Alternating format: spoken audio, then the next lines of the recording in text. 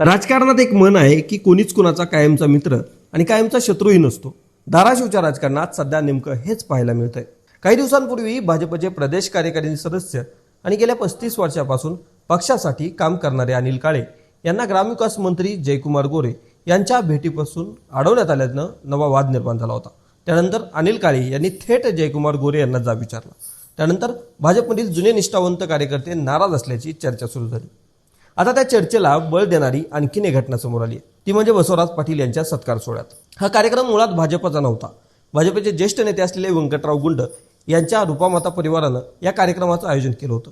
मात्र या कार्यक्रमात भाजपचे अनेक जुने आणि निष्ठावंत कार्यकर्ते एकत्र आल्यानं राजकीय चर्चांना उधाण आलं. विशेष म्हणजे आमदार राणा जगजितसिंह पाटील यांचे नाव या निमंत्रण पत्रिकेत आणि बॅनरवर नसल्यानं मोठी चर्चा झाली. तर त्यांचेच राजकीय प्रतिस्पर्धी असलेले खासदार ओमराजे निंबाळकर यांना मंचावर मानाचं स्थान देण्यात आलं. उपमुख्यमंत्री एकनाथ शिंदे यांच्या शिवसेनेत पक्षप्रवेश केल्यानंतर खासदार ओमराजे निंबाळकर यांनी महायुतीतील अनेक नेते आणि संघ परिवाराशी संबंधित ज्येष्ठ नेत्यांच्या भेटी घेतल्या होत्या. यातून त्यांनी यांच्याशी जवळीक साधण्याचा देखील प्रयत्न केलेला पाहायला मिळाला होता.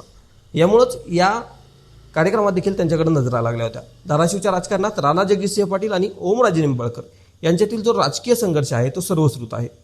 यामुळं या कार्यक्रमातून भाजपच्या जुन्या निष्ठावंत कार्यकर्त्यांनी राणा जगजितसिंह पाटील यांना अप्रत्यक्ष संदेश देण्याचा प्रयत्न केला का, अशी चर्चा जी आहे ती आता सुरू झाली आहे.